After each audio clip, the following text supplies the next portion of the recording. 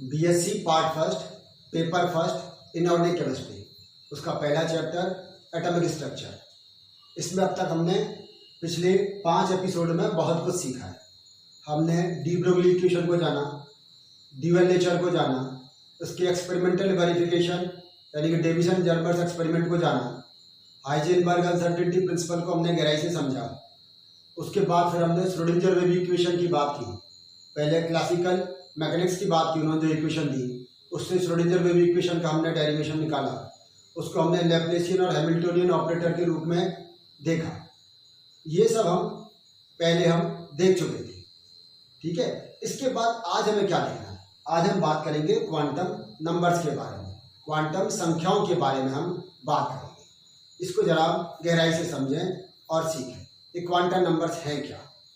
जैसे मान लीजिए हमें किसी को लेटर भेजना है, किसी को हमें पत्र भेजना है, तो हमें उसका सही पता यदि हम लिख देंगे, उसका एड्रेस हम सही लिख देंगे, तो वो जो लेटर है वो उस व्यक्ति तक पहुंच जाएगा।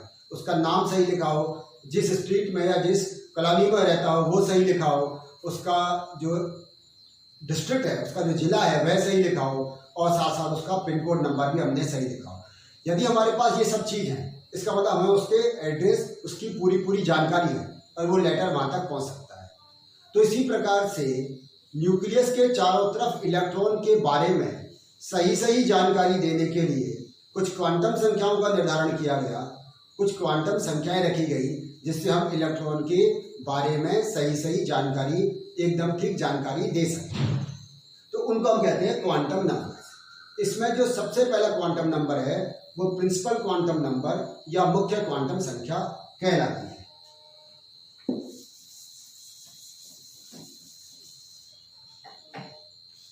पहली है प्रिंसिपल क्वांटम नंबर।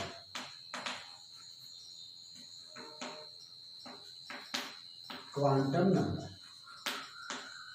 मुख्य क्वांटम संख्या। इसको स्मॉल एन से प्रदर्शित करते हैं। जो प्रिंसिपल क्वांटम नंबर है ये किसको रिप्रेजेंट करते हैं? इसको स्मॉल एन से रिप्रेजेंट करते हैं।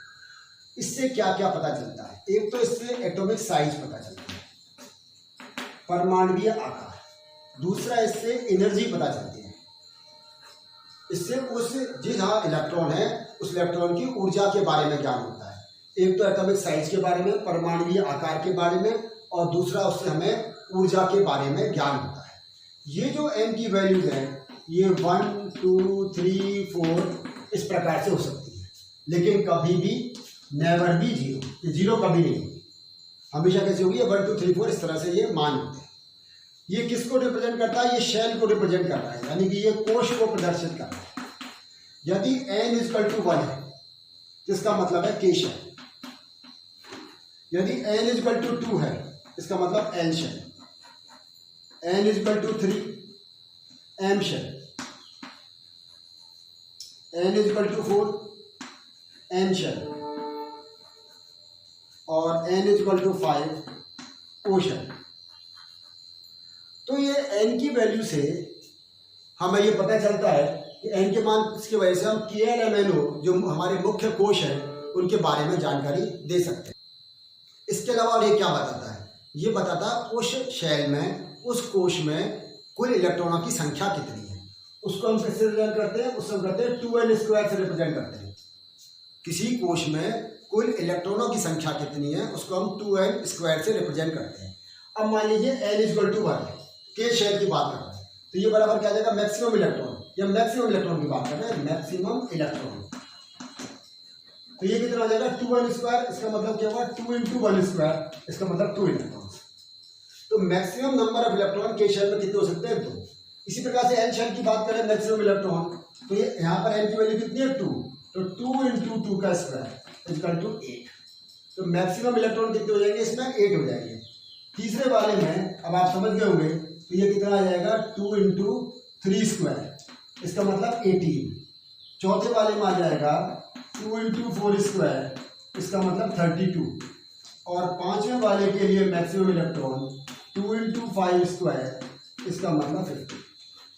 इसका मतलब के शेल में अधिकतम इलेक्ट्रॉन 2, एल शेल में 8, फिर 18, फिर उसके बाद 32 और उसके बाद 50 इलेक्ट्रॉन्स आ सकते हैं। तो प्रिंसिपल क्वांटम नंबर हमको क्या क्या बता रहा है, हमें एक तो एटॉमिक साइज के बारे में जानकारी दे रहा है, एक उस जहाँ इलेक्ट्रॉन है उसकी ऊर्जा के बारे में जानकारी दे रहा है, और n की वैल्यू हमने कहा कि ये 1 2 3 4 हो सकती है, लेकिन कभी भी 0 नहीं होगी, हमेशा होल नंबर में होगी। और n की वैल्यू 1 होने पर K शेल, n की वैल्यू 2 होने पर L शेल, n की वैल्यू 3 होने पर M शेल, n की वैल्यू 4 होने पर N शेल और n की वैल्यू 5 होने पर O शेल होती है। और इनमें मैक्सिमम नंबर ऑफ इलेक्ट्रॉन कितने हो सकते हैं, 2 8 18 32 और 50। ये है प्रिंसिपल क्वांटम नंबर। एक जो दूसरा क्वांटम नंबर दिया उसको एजीमुथल क्वांटम नंबर या दिगंशीय क्वांटम संख्या भी कहते हैं। उसका क्या सिग्निफिकेंस है?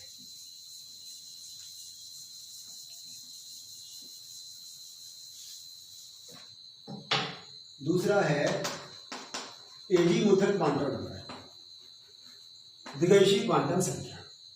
इसको किससे रिप्रेजेंट करते हैं? इसको L से रिप्रेजेंट करते हैं, इसको हम L से रिप्रेजेंट करते हैं। ये क्या बताता है? ये शेप बताता है,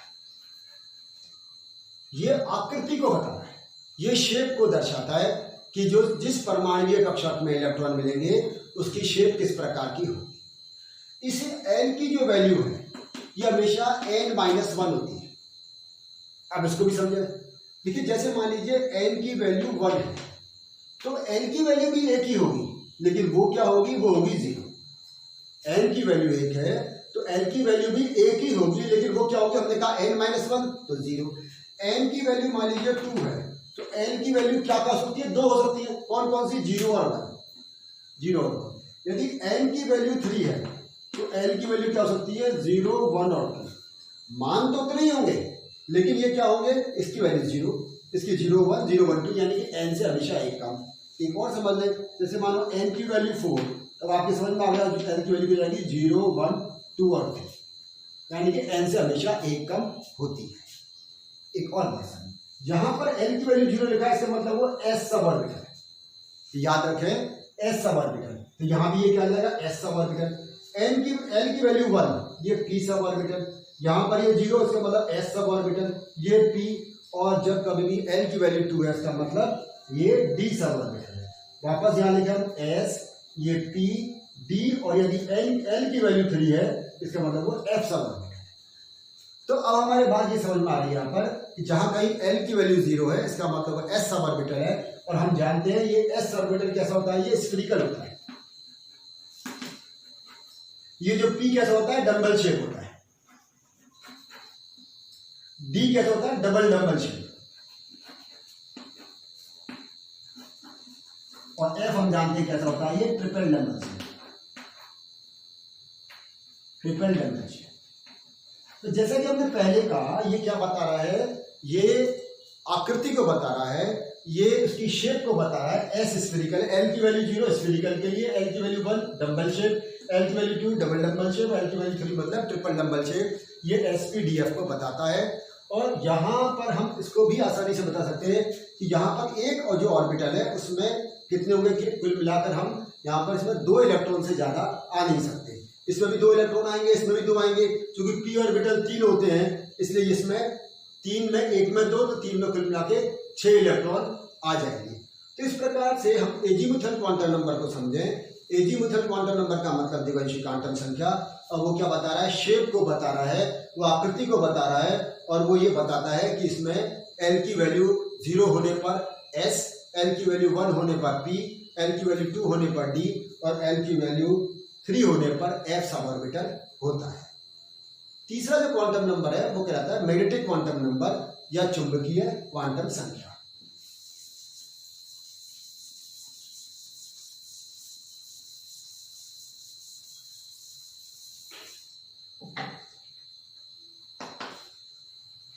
मैग्नेटिक क्वांटम नंबर, चुंबकीय क्वांटम संख्या।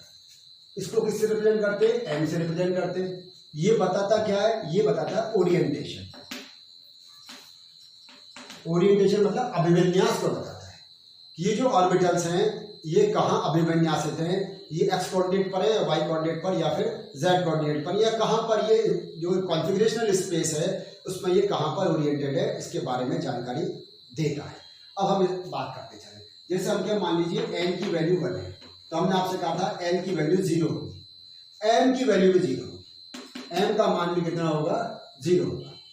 इसके बाद हम कहें एन की वैल्यू मानो कितना है 2, तो हमने कहा एन की वैल्यू कितनी होगी 0 और 1। अब याद रखें यहाँ पर आप पहले समझें कि एन की वैल्यू हमेशा 2l + 1 होती है, 2l + 1। तो यहाँ हमने क्या कहा, जब एल की वैल्यू कितनी है 0, तो 2 × 0 + 1 यानी कि 1, और वो 1 वैल्यू कितनी होगी 0। ध्यान से बात समझे, यहाँ पर हमने यहाँ एल की जगह क्या रख देंगे 0, तो 2 × 0 + 1 मतलब 1, तो m का मान कुल मिला के 1 होगा, वो 1 कितना होगा 0।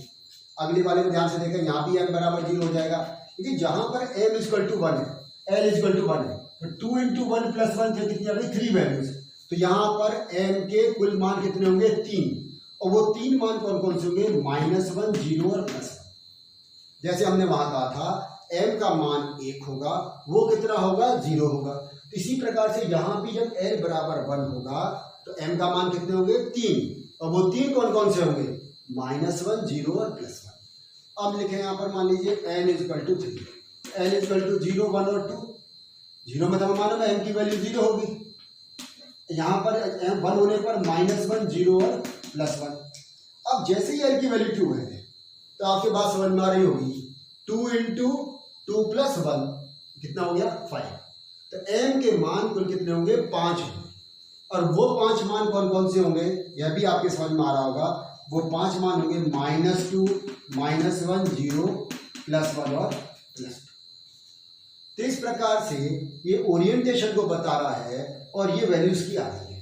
अब ओरिएंटेशन से मतलब समझो, जहां m की वैल्यू 0 है इसका मतलब s ऑर्बिटल के लिए, इसका मतलब क्या हो स्फीरिकल है। यहाँ -1, 0 और +1, इसका मतलब ये x कोऑर्डिनेट, y कोऑर्डिनेट और z कोऑर्डिनेट को बता रहा है। सामान्यतः ऐसा माना गया है pz के लिए वैल्यू 0 है और px और py के लिए वैल्यू ±1 होती है, ±1। तो यहाँ प्लस यदि 0 pz के लिए 0 हो गया, अब -1 यदि px है तो ये py हो गया, यदि ये py है तो ये px हो गया। यानी कि यहाँ पर हम कहें जैसे ये कोऑर्डिनेट्स मान लेते हैं, यदि ये किस कौन सा हो गया ये x कोऑर्डिनेट, यदि ये x है तो इसको हम y मान लें, ये y और ये z। तो यहाँ ये इलेक्ट्रॉन के जिस ऑर्बिटल में मिल रहा है उस ऑर्बिटल के ओरिएंटेशन को बता रहा है, उसके अभिविन्यास को बता रहा है कि इलेक्ट्रॉन किस कोऑर्डिनेट पर मिलेगा। इसी प्रकार से यहाँ वैल्यू -2, -1, 0, +1, +2, इसका मतलब d ऑर्बिटल्स कितने होंगे 5 होंगे। कौन कौन से होते हैं आपको मालूम है, dxy, dyz, dxz और dx²y² और dz²। तो इस प्रकार से ये बता रहे हैं 5 ऑर्बिटल और p होने पर 3 ऑर्बिटल। यहां बात को फिर समझो, हमने क्या कहा था, इलेक्ट्रॉन एक ऑर्बिटल में अधिकतम कितने मिल सकते हैं, एक जो ऑर्बिटल है, जैसे मानो px है उसमें 2, मैक्सिमम 2, तो इसमें p में 6 हो गए, इसमें 10 हो गए। इससे पहले जब हमने बात की थी कि s ऑर्बिटल केवल होगा तो 2 इलेक्ट्रॉन मिलेंगे, p में प्रत्येक में 2 2, तो ये 6 हो गए, इसमें भी प्रत्येक में 2 2, इसका मतलब इसमें 10 इलेक्ट्रॉन हो गए।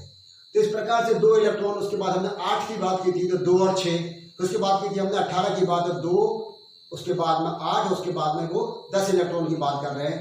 तो ये पूरा जो समझ में आ रही है बात, वो किसके लिए, इलेक्ट्रॉन की कोई सही इलेक्ट्रॉन के बारे में जानकारी देने के लिए। तो मुख्यतः जो क्वांटम संख्याएं थी ये 3 ही थी, लेकिन उसके बाद फिर देखा कि इलेक्ट्रॉन का स्पिन 2 प्रकार से हो सकता है। उस आधार पर एक चौथी क्वांटम संख्या और दी गई जिसको हम कहते हैं स्पिन क्वांटम नंबर या चक्रण क्वांटम संख्या।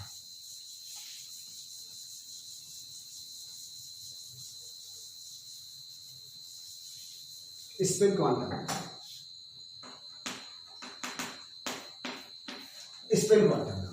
इसको स्मॉल s से रिप्रेजेंट करते हैं।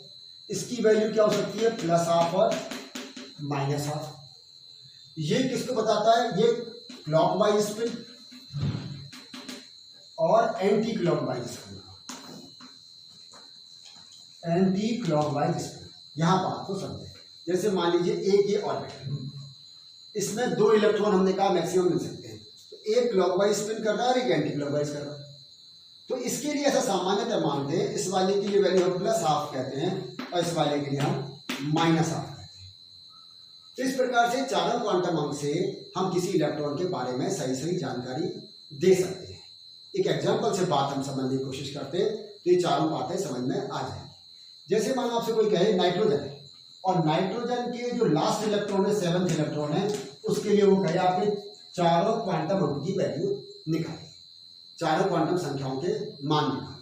तो नाइट्रोजन का आपको मालूम है ये क्या है, 1s2 2s2 2p3, ये स्थिति है ना। तो यहां लिखे हम ये 1s हो गया, इसके 2, ये 2s2 और उसके बाद में ये 2p3। अब वो पूछ रहा है कि 7वां electron, first second third fourth fifth six seven, इसकी बात कर रहा है। यदि हम इसको मानते ये 1s है, ये 2s है, इसको हम मानो ये 2px, ये 2py और ये 2pz, और हम इसी इलेक्ट्रॉन के बारे में बात कर रहे हैं। तो n की वैल्यू तो इसके लिए कितनी हो गई, 2, प्रिंसिपल क्वांटम नंबर की वैल्यू 2 हो गई। यहां ऑर्बिटल कौन सा है, p, l, p किसके लिए था, जब l की वैल्यू 1 थी तब p था, इसका मतलब ये p है, pz है, तो l की वैल्यू कितनी हो जाएगी, 1।